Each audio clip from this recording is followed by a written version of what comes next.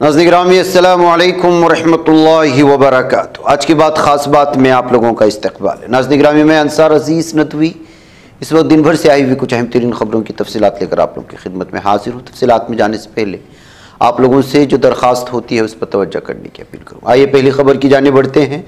मौलाना ग़ियास अहमद रशादी, सदर सफ़ा बैतुल माल व मेंबर महराब फाउंडेशन इंडिया, हमेशा इस बात को लेकर कोशां और फिक्रमंद रहते हैं, बल्कि मुल्क की मुख्तलिफ रियासतों में अपने असफ़ार में जारी खिताबात के ज़रिए इस बात की मुहिम चला रहे हैं कि मसाजिद को मराकिज़ इबादत के साथ साथ मराकिज़ इंसानियत बनाया जाए और मस्जिद नबवी के तर्ज़ और मदनी माशरे को अपनाया जाए। ये वो चीज़ें हैं जो इस वक्त हिंदुस्तान के मुसलमानों की ज़रूरत और वक्त का आइन तकाज़ा है। इसी चीज़ को आम करने और अमली नमूना पेश करने की गर्ज से सफ़ा बैतुल माल के ज़ेर एहतिमाम दो ऐसे सेंटर, सफ़ा सेंटर किशन बाग हैदराबाद और क़ुबा सेंटर शाहीन नगर हैदराबाद कायम किए गए हैं, जहाँ पर हमजिहती खिदमात अंजाम दी जा रही हैं।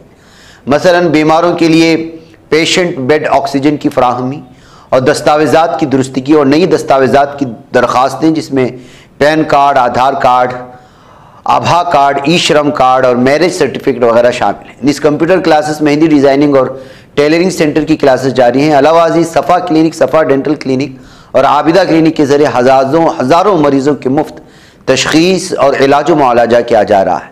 इन दोनों सेंटर के नहज पर एक और सेंटर का आगाज़ बनाम आमिना सेंटर सैयद अली चबूतरा पर अमल में आ चुका है, जिसका नज़ारा इस वक्त आपने हमारे स्क्रीन पर किया। हरियाणा में पराली जलाने पर पाबंदी है, लेकिन इसमें खातिर खा कमी देखने को नहीं मिल रही। नतीजा कार हुकूमत बदलती महकमे ज़राअत के 24 अफसरान और मुलाजिमीन पर कार्रवाई की गई। हुकूमत ने मंगल के रोज़ 24 मुलाजिमीन को मुअत्तल करने का हुक्म जारी किया। इसमें एग्रीकल्चरल डेवलपमेंट अफसर से लेकर एग्रीकल्चरल सुपरवाइज़र तक शामिल हैं। साल 2022 के मशरिक़ी लद्दाख में हिंदुस्तान और चीन के दरमियान चल रहा सरहदी तनाज़ा अब ख़त्म होता दिखाई दे रहा है। ब्रिक्स समिट से पहले चीन ने पेट्रोलिंग समझौते को हरी झंडी दिखा दी है। चीन ने मंगल को इस बात की तस्दीक की वो मशरिक़ी लद्दाख में दोनों मुल्कों की अफवाज के दरमियान जारी तातुल को ख़त्म करने के लिए हिंदुस्तान के साथ समझौते पर पहुँच गया है। महाराष्ट्र में इंतखाबात की तारीख जैसे जैसे करीब आ रही है, सियासी गहमा गहमी बढ़ती जा रही है। शिवसेना के रहनुमा संजय रावत ने रियासत में इंतखाबी मुहिम के दौरान बड़े पैमाने पर पैसों की भारी हेरा फेरी का इल्ज़ाम। इनके मुताबिक रियासत के मुख्तलिफ इलाकों में बड़े पैमाने पर रकम का लेन देन हो रहा है, जिसका मकसद इंतखाबात में कामयाबी हासिल करना है।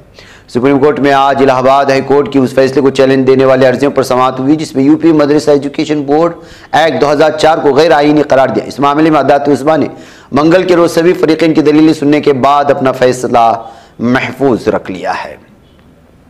दिल्ली समेत मुल्क भर में कई सीआरपीएफ स्कूलों को बम से उड़ाने की धमकियां मौसूल हुई है। पीर की रात ईमेल के जरिए स्कूल इंतजाम में धमकी दी गई। जरा कि जिन स्कूलों में धमकियां मिली उनमें से एक स्कूल हैदराबाद और 2 स्कूल दिल्ली के शामिल। याद रहे कि गुज़श्ता दिनों दिल्ली के रोहिणी इलाके में सीआरपीएफ स्कूल के करीब एक धमाका हुआ। हालांकि इस धमाके में कोई जख्मी नहीं हुआ, लेकिन करीबी दुकानों का साइन बोर्ड और वहां खड़ी गाड़ियों को काफी नुकसान पहुंचा था। जबलपुर की ऑर्डिनेंस फैक्ट्री में एक धमाका होने की इत्तलात मौसूल हुई है। रिपोर्ट के मुताबिक धमाका मंगल की सुबह तकरीबन 10:45 पर पेश आया। धमाके के वक्त इमारत में तकरीबन 13 अफराद मौजूद थे, जिनमें से तमाम जख्मी हो गए। धमाके के नतीजे में 11 अफराद शदीद जख्मी हुए, जिनमें से 2 अफराद की हालत नाजुक। उन्हें इलाज के लिए महाकौशल अस्पताल मुंतकिल किया। बदकिस्मती से इलाज के दौरान दोनों की मौत हुई। महाकौशल अस्पताल में जेर इलाज दीगर जख्मियों के नाम श्यामलाल और रणधीर बताए गए, जिनकी हालत अभी भी तशवीशनाक बताई जा रही है। समंदर में हिंदुस्तान ने अपनी क़ुव्वत में इजाफा करने के इरादे और अपनी जौहरी मुज़ाहमती सलाहियत को मजबूत करने की सिमत में अहम कदम उठाए। इस हफ्ते Visakhapatnam ship building centre SBC में मुल्क का चौथा जौहरी तवानाई बैलिस्टिक मिसाइल SSBN आब्दुस लॉन्च कर दिया गया। हिंदुस्तान की दूसरी SSBN INS अरेगाट को वज़ीर दिफा राजनाथ सिंह ने 29 अगस्त को कमीशन किया था, जबकि तीसरी SSBN INS अरिदमान को अगले साल कमीशन किया जाएगा। इलाहाबाद हाई कोर्ट में पीर को एक लाइसेंस की तजदीद के मामले की समाअत के दौरान सरकारी वकील को हिदायत दी गई कि वो हरदोई के जिला मजिस्ट्रेट से हिदायत हासिल। ताहम सरकारी वकील ने बताया कि जिला मजिस्ट्रेट का फोन बंद है। इस पर अदालत ने शदीद रद्द-ए-अमल का इज़हार किया और जिला मजिस्ट्रेट को तलब करते हुए कहा कि वो मंगल को अदालत में हाजिर होकर वजाहत करें कि ऐसी क्या सूरत हाल थी कि सरकारी वकील की मुतादिद कोशिशों के बावजूद उनसे राब्ता नहीं हो सका। उत्तर प्रदेश के बुलंदशहर सिकंदराबाद इलाके की आशापुरी कॉलोनी में ऑक्सीजन गैस सिलेंडर धमाका हो गया। ये धमाका इतना ज़बरदस्त था कि 2 मंजिला इमारत ज़मीनबोस हो गई। इस दर्दनाक हादसे में शोहर बीवी समेत 6 लोगों की मौत हुई है, जिसमें 3 खवातीन शामिल हैं, जबकि 10 जख्मियों के इलाज के लिए निजी और सरकारी अस्पताल में दाखिल कराया। राहत बचाव दस्ते ने मलबे में दबे लोगों को काफ़ी मशक्क़त के बाद बाहर निकाला। राहत और बचाव काम देर रात तक जारी रहा। वज़ीर आला योगी आदित्यनाथ ने मामले की नोटिस लेते हुए इंतजामी अफसरान को काम में तेजी लाने की हिदायत दी है। साथ ही उन्होंने महलूकीन के अहल खाना के तय गम का इजहार किया है।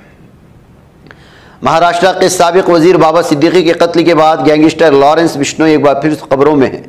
बाबा सिद्दीकी के कत्ल में उनका नाम आने के बाद चंद ही दिन में बाद कैनेडियन हुकूमत ने उनका नाम लेकर उसे मजीद सुर्खियों में ले लिया।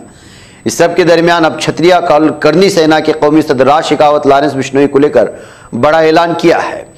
राज शेखावत ने कहा कि जो भी पुलिस एहलकार लॉरेंस बिश्नोई का इनकाउंटर करेगा उसे करनी सेना की जानिब से 1,11,11,111 रुपए का इनाम दिया जाएगा।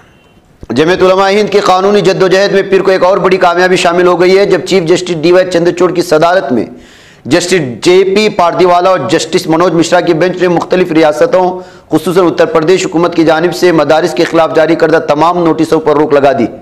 अदालती हुक्म में कहा गया कि जब तक अदालत के जरिए नया हुक्म जारी नहीं कर दिया जाता तब तक मरकजी हुकूमत के जरिए इसके मुतालिक कोई नोटिस या हुक्म जारी नहीं किया जाएगा। सूबों को 4 हफ्ते के अंदर अपना अपना मौक़िफ़ रखने की हिदायत भी अदालत ने दी है। सुप्रीम कोर्ट ने बच्चों के हुकूक से मुतालिक national commission for child rights की उस सिफारिश पर भी रोक लगा दी जिसमें मरकज और सूबों से कहा गया था कि हक़ तालीम एक्ट RTE से मुताबिकत नहीं रखने वाले तमाम मदारिस बंद कर दिए जाएं। आंध्र प्रदेश के वज़ीर आला चंद्रबाबू नायडू के बाद अब तमिलनाडु के वज़ीर आला M.K. स्टालिन ने भी आबादी बढ़ाने के मुतालिक बयान दिया है। उन्होंने लोगों को 16 बच्चे पैदा करने की सलाह दी है। M.K. स्टालिन ने यह बयान उस प्रोग्राम में दिया जहां एक साथ 31 जोड़ों की इज्तिमाई शादी हो रही थी। एक इंसान दूसरे इंसान से भलाई की उम्मीद करता है, लेकिन अब वक्त ऐसा आ गया है कि एक दूसरे का दुश्मन बनता जाए। छोटी छोटी बात पर लड़ाई होने लगती है और बात बढ़ जाने पर एक दूसरे को शदीद नुकसान पहुंचाने से भी कोई नहीं घबराता। अब तो हालत ये हो गई कि लोग अपने माँ बाप को भी निशाना बनाने लगे। घर वाले ही घर वालों की जान के दुश्मन बन बैठे। कुछ इसी तरह के सनसनीखेज और अफसोसनाक मामले का बरतानिया में इंकशाफ हुआ है, जहाँ एक बेटी ने अपने माँ बाप को जहर देकर मार डाला और इसी घर में लाश को छुपा दिया और किसी को खबर भी ना हुई। वाक़या बरतानिया के कातिल लड़की का है जिसने अपने ही माँ बाप का कत्ल करने के बाद उनकी लाश को घर के अंदर छुपा दिया। 36 साल की वर्जीनिया मेकुकला ने अपने 70 साल वालिद जॉन मेकुकला और 71 साल वालिदा लोइस मेकुकला का कत्ल करके ये संगीन गुनाह किया है। बहराइच में बुलडोजर एक्शन केस में सुप्रीम कोर्ट से बड़ा हुक्म आया जिसमें आगे कहा कि कल तक बुलडोजर नहीं चलेगा। इस मामले में सुप्रीम कोर्ट ने यूपी हुकूमत को बुध तक कार्रवाई न करने का हुक्म जारी कर दिया है। अक़वाम मुत्तहिदा के सेक्रेटरी जनरल इंटरोगेटर्स ने बैत लाहिया और पूरे गज़ा पर हमलों के नतीजे में जानी नुकसान में इजाफे पर इसराइल की मजम्मत की है। जनूबी कोरिया बरतानिया ने शिमाली कोरिया की जानिब से रूस यूक्रेन जंग में मॉस्को की तरफ से लड़ने के लिए फौजी भेजे जाने की मजम्मत की है। योनहाप खबर रसा एजेंसी के मुताबिक जनूबी कोरिया के वज़ीर ख़ारिजा चोता योल और सेवल में मौजूद बरतानी वज़ीर ख़ारिजा डेविड लेमी ने शिमाली कोरिया की तरफ से रूस की मदद के लिए यूक्रेन में फौज भेजे जाने की दावों से मुतालिक मुश्तरका बयान जारी किया था, जिसमें उन्होंने इस बात का इज़हार किया।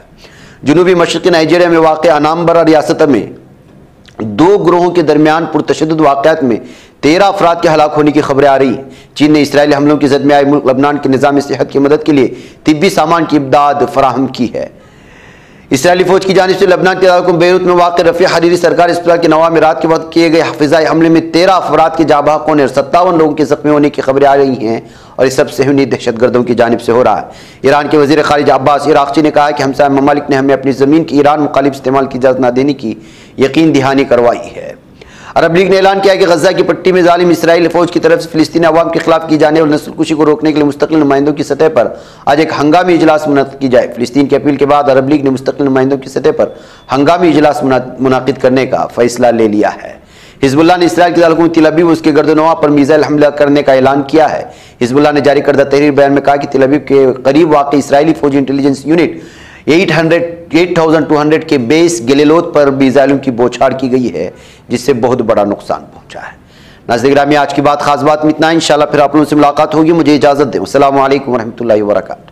ये चैनल हक निगर बन कर कुचल देता है फितनों को, अगर गंदी हो पॉलिसी तो मरते देख कितनों को।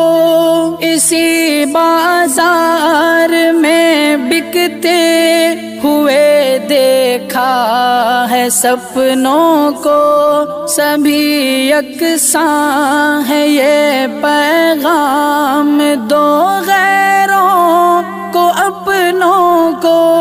वतन अहले वतन का खार सीधी बात।